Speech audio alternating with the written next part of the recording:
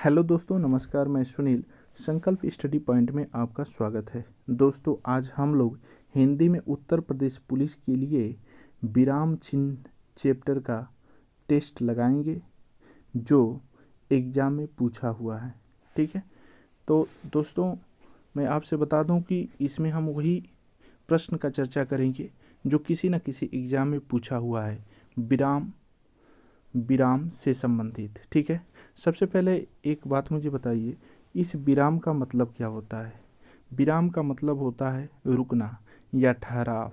ठीक है, किसी भी वाक्य या सेंटेंस को पढ़ते समय हमें कब रुकना चाहिए और कब जो है कि पढ़ना चाहिए, मतलब आगे पढ़ना चाहिए, कहाँ कहाँ रुकना चाहिए, इसीलिए विराम चिन्ह का प्रयोग होता है।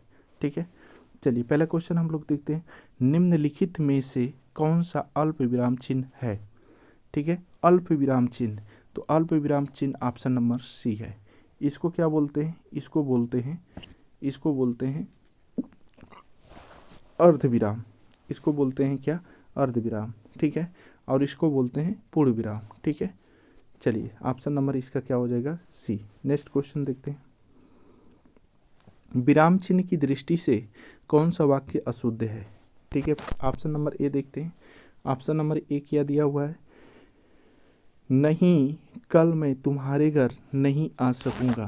तो ऑप्शन नंबर ए में ही गलत है। यहाँ पे क्या रहना चाहिए? यहाँ पे क्या रहना चाहिए? यहाँ पे अल्प विराम रहना चाहिए। क्या रहना चाहिए? अल्प विराम रहना चाहिए, ये वाला। ठीक है, तो ऑप्शन नंबर यही अशुद्ध है, इसमें अल्प विराम नहीं लगा हुआ है। चलिए नेक्स्ट क्वेश्चन देखते हैं। नेक्स्ट क्वेश्चन क्या है? उसने मुझसे कहा मैंने आज एक मशीन खरीदी है। उसने मुझसे कहा मैंने आज एक मशीन खरीदी है। इसमें जो है कि ये सही लिखा गया है, लेकिन यहाँ पे अल्प विराम रहना चाहिए। क्या रहना चाहिए? अल्प विराम रहना चाहिए। ठीक है, तो इसका सही जवाब हो जाएगा ऑप्शन नंबर सी। ठीक है, चलिए नेक्स्ट क्वेश्चन चलते हैं। हिंदी में अल्प विराम चिन्ह है। हिंदी में अल्प विराम चिन्ह क्या है? अल्प विराम चिन्ह अभी आगे हम लोग पढ़े हैं, ये कामा वाला जो होता है ये अल्प विराम चिन्ह है। ऑप्शन नंबर डी सही हो जाएगा। चलिए नेक्स्ट क्वेश्चन चलते हैं। नेक्स्ट क्वेश्चन क्या दिया हुआ है? कह रहा है कि ये कोष्टक में जो दिया हुआ है ये कौन सा विराम चिन्ह है? तो इसको हम लोग क्या बोलते हैं? इसको हम लोग क्या बोलते हैं, बताएंगे आप? तो इसको हम लोग बोलते हैं विराम चिन्ह, नहीं सॉरी, इसको हम बोलते हैं अर्ध विराम। ठीक है, ऑप्शन नंबर बी, इसको हम क्या बोलेंगे? अर्ध विराम। ठीक है, चलिए नेक्स्ट क्वेश्चन पे चलते हैं। नेक्स्ट क्वेश्चन क्या है? जो चाहे करो बस हमें तंग न करो। जो चाहे करो बस हमें तंग न करो, तो यहाँ पे जो लगेगा ये कौन सा, ये डाट जो दिया है डाट, यहाँ पे कौन सा विराम चिन्ह लगेगा? यहाँ पे कौन सा विराम चिन्ह लगेगा? तो इसका सही जवाब क्या हो जाएगा? यहाँ पे जो लगेगा वह अर्ध विराम लगेगा। और अर्ध विराम का चिन्ह आप लोग जानते ही होंगे। अर्ध विराम का चिन्ह क्या होता है? ऐसे करके डाट एक ऊपर हो जाता है, वही अर्ध विराम होता है। ठीक है, चलिए नेक्स्ट क्वेश्चन पे चलते हैं। निम्नलिखित में अर्ध विराम कौन सा है? निम्नलिखित में अर्ध विराम कौन सा है? ठीक है, तो इसका सही जवाब क्या हो जाएगा? Option number D. Option number क्या हो जाएगा? डी। ये अर्ध विराम होता है। इसको क्या बोलते हैं? इसको अल्प विराम बोलते हैं। ये पूर्ण विराम होता है और ये कोष्टक वाला होता है। ठीक है, चलिए नेक्स्ट क्वेश्चन पे चलते हैं। नेक्स्ट क्वेश्चन क्या दिया हुआ है? वाक्य को समाप्त करने के लिए जिसका प्रयोग किया जाता है उसे हम क्या कहते हैं? कोई भी वाक्य है उसको समाप्त हो जाता है तो वहाँ पे हम कौन सा विराम चिन्ह का प्रयोग करते हैं? तो वहाँ पे करते हैं हम पूर्ण विराम का चिन्ह, और पूर्ण विराम का सिंबल होता है खड़ी पाई। ठीक है, चलिए नेक्स्ट क्वेश्चन। अच्छा, थोड़ा सा यहाँ पे हम लोग विराम चिन्ह देख लेते हैं। विराम चिन्ह, पूर्ण विराम का चिन्ह जो होता है ये खड़ी पाई होती है। अल्प विराम का चिन्ह ये जो होता है हल्का सा कामा टाइप होता है। ठीक है, और अर्ध विराम का चिन्ह जो होता है ये देख ही रहे हैं, ये नीचे काम करके और फिर इसके ऊपर जो है एक बिंदी लगा देते हैं तो वो अर्धविराम हो जाता है। योजक चिन्ह जो होता है पट पाई छोटी सी होती है। प्रश्नवाचक चिन्ह जानते ही हैं, प्रश्नवाचक चिन्ह ऐसे बनता है, ठीक है। फिर इसके बाद विस्मयादि बोधक बता ही दिया हूँ, खड़ी पाई करके पूर्णविराम उसके नीचे बिंदी लगा देते हैं तो विस्मयादि बोधक हो जाता है। अवतरण और उद्धरण चिन्ह इसमें दो होते हैं, इसको एकहरा उद्धरण चिन्ह बोलते हैं और इसको जो बोलते हैं वह दोहरा उद्धरण चिन्ह बोलते हैं।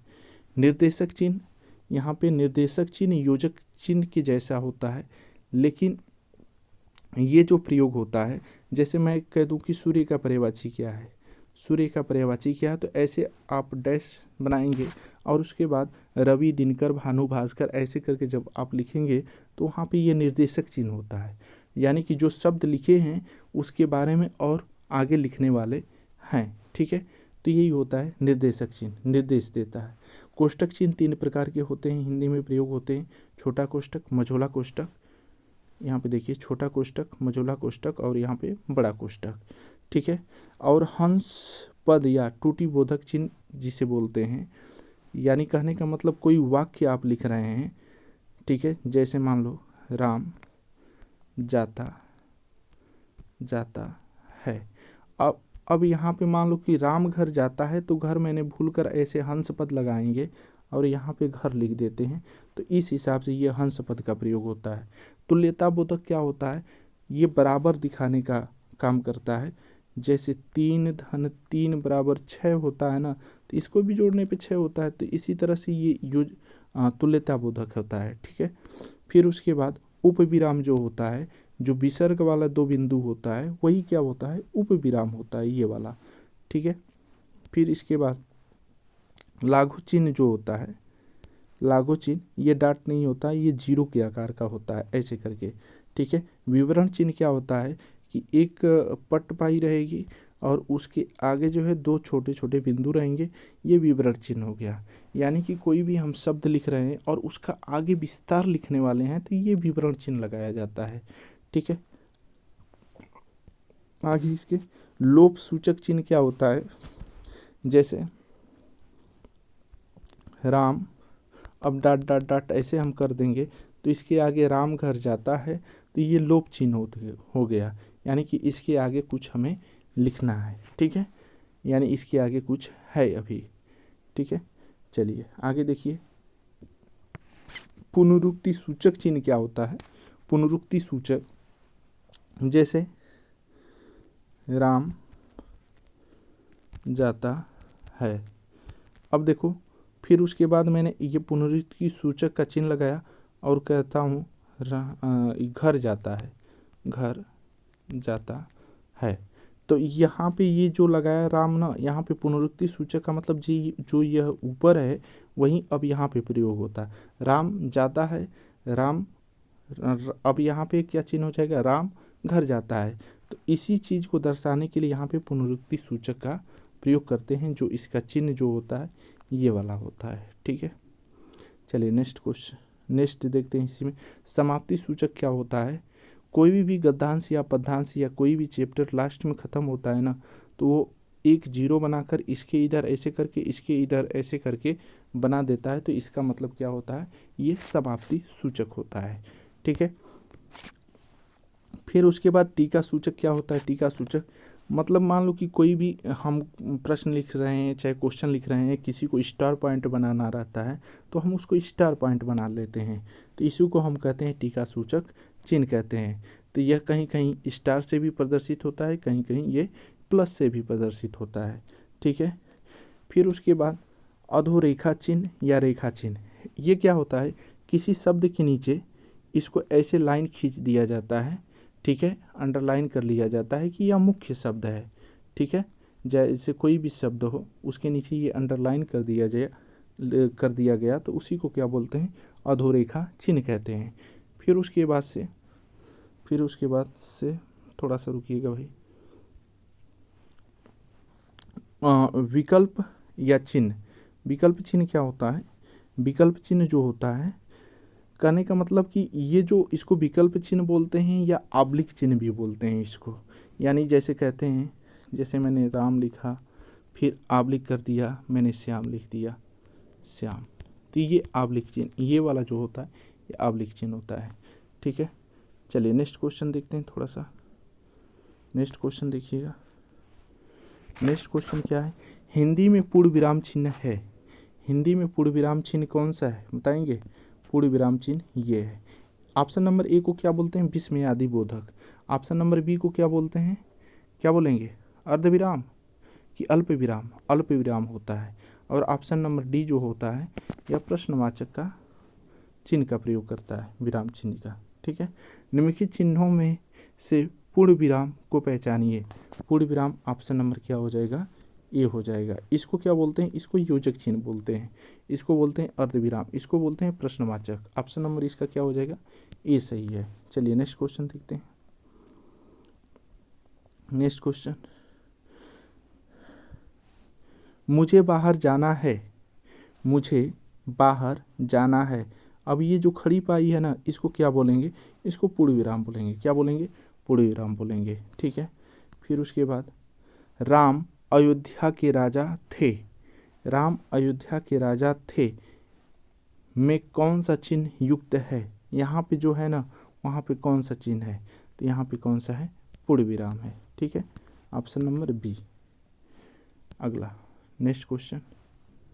नेक्स्ट क्वेश्चन क्या दिया हुआ है, जहाँ वाक्य की गति अंतिम रूप ले ले, विचार के मतलब पथ जो है टूट जाए, वहाँ किस चिन्ह का प्रयोग किया जाता है?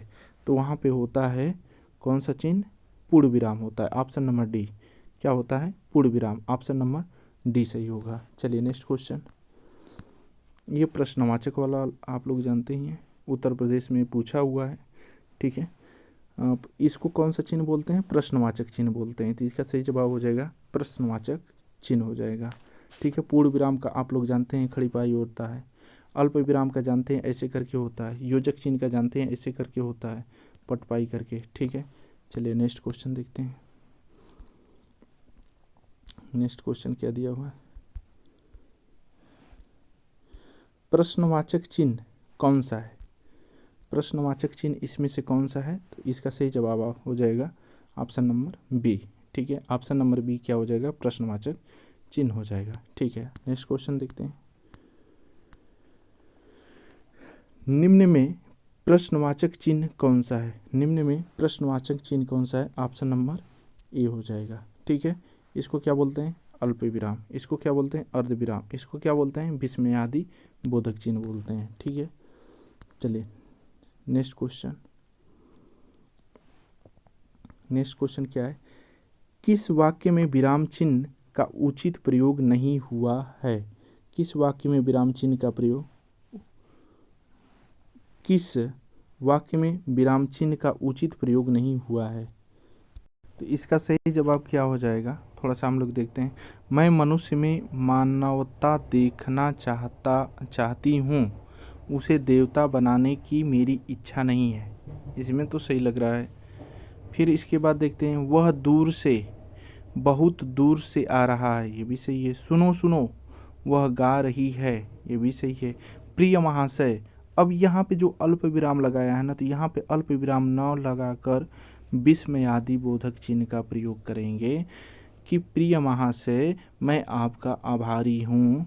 इसलिए ऑप्शन नंबर क्या सही हो जाएगा? डी सही हो जाएगा। चलिए नेक्स्ट क्वेश्चन पे चलते हैं। नेक्स्ट क्वेश्चन क्या है, कोष्टक में दिए गए विराम चिन्ह का नाम है। कोष्टक में दिए गए विराम चिन्ह का नाम क्या है? मतलब इसका नाम क्या है? तो इसका विस्मयादि बोधक नाम है, विराम चिन्ह नाम है। ठीक है, चलिए नेक्स्ट क्वेश्चन पे चलते हैं। ओह ओह, बहुत कठिन समय आया है। यानी कि ये जो डाट डाट बनाया है ना, तो यहाँ पे कौन सा विराम चिन्ह आएगा? तो यहाँ पे विस्मयादि बोधक चिन्ह का प्रयोग होगा। ये डाट वाला ऐसे करके, यानी पूर्ण विराम का चिन्ह रहेगा, नीचे एक बिंदी लग जाएगी, तो ये विस्मयादि बोधक चिन्ह हो जाएगा। ठीक है, तो ऑप्शन नंबर इसका क्या हो जाएगा?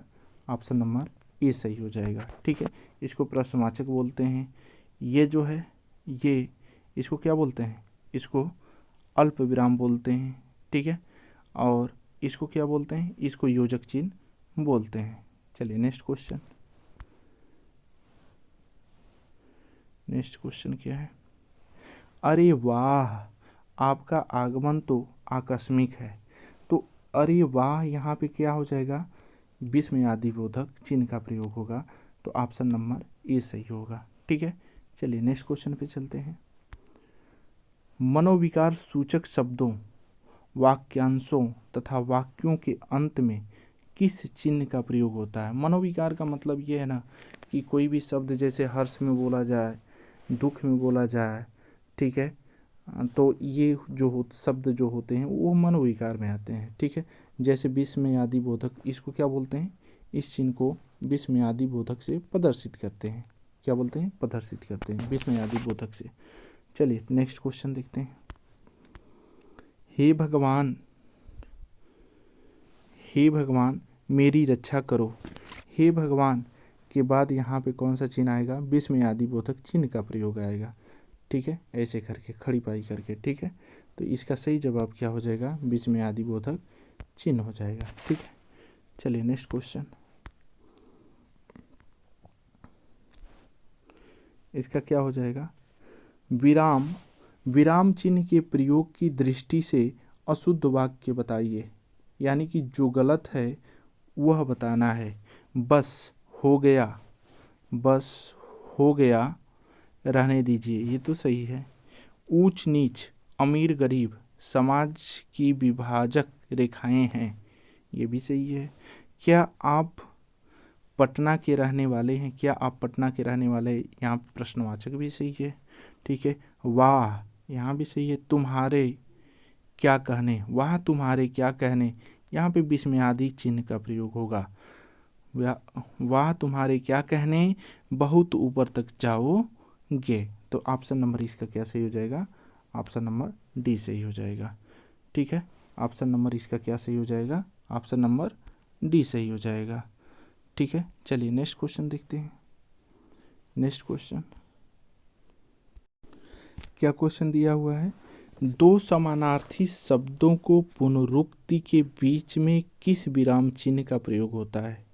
यानी कि दो समानार्थी शब्द, जैसे यहाँ पे भाई, भाई, बहन, बहन मैंने लिखा तो बीच में यहाँ पे योजक चिन्ह का प्रयोग किया। तो यही कह रहा है कि दो समानार्थी शब्दों की पुनरुक्ति के बीच, ठीक है, जैसे ये तो हो गया, इसमें भी योजक चिन्ह होगा। जैसे इसमें समानार्थी पुनरुक्ति बोलना है ना, जैसे राम, राम मैंने ये शब्द लिखा तो यहाँ पे बीच में कौन सा प्रयोग हुआ? योजक चिन्ह का प्रयोग हुआ। तो इसका सही जवाब क्या हो जाएगा? योजक। ठीक है, अल्प विराम समझ ही रहे हैं। अल्प विराम कैसा होता है? ऐसे करके होता है। अर्ध विराम क्या होता है? ऐसे करके होता है। कोष्टक आप लोग समझ ही रहे हैं, 3 प्रकार का होता है, छोटा कोष्टक, मझोला कोष्टक और बड़ा कोष्टक। चलिए नेक्स्ट क्वेश्चन पे चलते हैं। संज्ञा की द्विरुक्ति हो तो उनके बीच कौन सी चिन्ह है? संज्ञा, संज्ञा का द्विरुक्ति का मतलब समझ रहे हैं ना, कि जैसे राम, राम और सीता मैंने लिखा तो ये भी संज्ञा, ये भी संज्ञा, तो ये बीच में कौन सा चिन्ह प्रयोग हो रहा है? योजक। ठीक है, तो ये ऑप्शन नंबर बी सही हो जाएगा। क्या सही हो जाएगा? ऑप्शन नंबर बी सही हो जाएगा। ठीक है, नेक्स्ट क्वेश्चन। निम्न में से योजक चिन्ह है, योजक चिन्ह कौन सा है? ऑप्शन नंबर सी है। ठीक है, ऑप्शन नंबर सी है। इसको विस्मयादिबोधक बोलते हैं, इसको आबलिक बोलते हैं। ठीक है, आबलिक चिन्ह बोलते हैं, इसको प्रश्नवाचक चिन्ह बोलते हैं। ठीक है, नेक्स्ट क्वेश्चन। समासिक पदों यानी पुनरुक्ति युग्म शब्दों के मध्य में प्रयोग किया जाता है, तो इसका सही जवाब क्या हो जाएगा? योजक चिन्ह किया जाता है। क्या किया जाता है? योजक चिन्ह किया जाता है। ठीक है, सॉरी यार, माता पिता, ठीक है, माता पिता दोनों प्रश्न प्रसन्न थे, माता पिता दोनों प्रसन्न थे। इस वाक्य में माता पिता के मध्य में कौन सा विराम चिन्ह है? तो इसका सही जवाब हो जाएगा योजक चिन्ह। इसका सही जवाब क्या हो जाएगा? योजक चिन्ह हो जाएगा। चलिए नेक्स्ट क्वेश्चन पे चलते हैं। नेक्स्ट क्वेश्चन क्या दिया हुआ है, किसी की कही हुई बात को स्पष्ट करने के लिए, ठीक है, किसी की कही हुई बात को स्पष्ट करने के लिए कौन सा विराम चिन्ह का प्रयोग होता है। यानी कि कोई भी बात है ना, उसको विस्तार से यदि कहना है तो इस वाले चिन्ह का प्रयोग किया जाता है, और इस चिन्ह को हम लोग बोलते हैं क्या, इसको बोलते हैं विवरण चिन्ह। इसको क्या बोलते हैं, विवरण चिन्ह। ठीक है, चलिए नेक्स्ट क्वेश्चन। दो विपरीतार्थक शब्दों का प्रयोग करने के लिए जो प्रयोग होता है उस उस चिन्ह को क्या कहते हैं, उसको योजक चिन्ह कहते हैं। दो विपरीतार्थक शब्दों के बीच कौन सा विराम चिन्ह का प्रयोग होता है, तो योजक चिन्ह का प्रयोग होता है। चलिए नेक्स्ट क्वेश्चन। नेक्स्ट क्वेश्चन क्या दिया हुआ है, लेन देन, विरह मिलन, जड़ चेतन, ठीक है, यानी कि लेन देन के बीच में यह चिन्ह रहेगा, विरह मिलन के बीच यह चिन्ह रहेगा, जड़ चेतन के बीच यह चिन्ह रहेगा, आदि शब्द युग्मों के बीच किस विराम चिन्ह का प्रयोग होता है, तो इसको योजक चिन्ह कहेंगे। ऑप्शन नंबर बी सही है। ठीक है, नेक्स्ट क्वेश्चन। किस अक्षर या शब्द पर विशेष बल देने के लिए किस चिन्ह का प्रयोग किया जाता है। यानी किसी अक्षर या शब्द पर विशेष बल देने के लिए किस चिन्ह का प्रयोग किया जाता है, तो इसका किसका प्रयोग किया जाता है, तो उद्धरण चिन्ह का प्रयोग किया जाता है।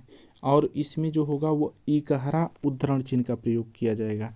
यह यूपीटीपीएससी मंडी परिषद में पूछा हुआ 2019 का क्वेश्चन है। ठीक है, चलिए नेक्स्ट क्वेश्चन जो है देखते हैं। नेताजी ने कहा था तुम मुझे खून दो मैं तुम्हें आज़ादी दूंगा। ठीक है, तो ये वाला जो चिन्ह है, ये वाला चिन्ह, इसको क्या कहेंगे, इसको उद्धरण चिन्ह कहेंगे।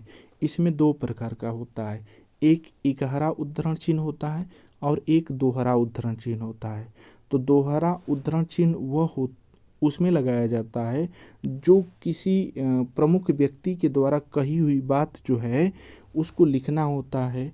ठीक है, तो यह मान लो कि ये नेताजी ने ये बात कही थी, तो इसको इम्पोर्टेंट देने के लिए जो है कि यहाँ पे डबल उद्धरण चिन्ह लगाया गया है। ठीक है, तो ये इस तरह से यहाँ पे डबल उद्धरण चिन्ह का यहाँ पे प्रयोग होगा।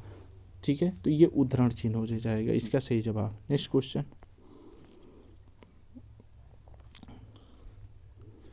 विराम चिन्हों की दृष्टि से कौन सा वाक्य शुद्ध है। ठीक है, विराम चिन्हों की दृष्टि से कौन सा वाक्य शुद्ध है। सभी एक साथ चिल्ला उठे, उठे में यहाँ पे कामा रहना चाहिए, अल्प विराम रहना चाहिए। हम भी चलेंगे, ठीक है, तो ये तो गलत हो जाएगा, यहाँ पे है नहीं। सभी एक साथ चिल्ला उठे, हम भी चलेंगे, हाँ भाई ये सही हो जाएगा। यहाँ पे डबल उद्धरण चिन्ह भी है, यहाँ पे कामा भी है। ऑप्शन नंबर बी सही हो जाएगा।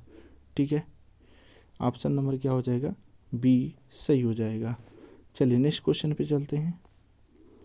नेक्स्ट क्वेश्चन क्या है, निम्न में से कौन सा विराम चिन्ह का प्रकार नहीं है। इसमें विराम चिन्ह का प्रकार नहीं है, तो यह निर्देशक भी होता है, लाघव भी होता है, विवरण भी होता है, लेकिन उपदेशक नहीं होता है। तो ऑप्शन नंबर हमारा क्या हो जाएगा, सी सही हो जाएगा। लाघव का ऐसे चिन्ह होता है, ठीक है, निर्देशक का ऐसे होता है, विवरण का चिन्ह ऐसे पटपाई करके यहाँ पे दो आगे बिंदु रहते हैं। ठीक है, तो ये विवरण का होता है। चलिए नेक्स्ट क्वेश्चन पे देखते हैं।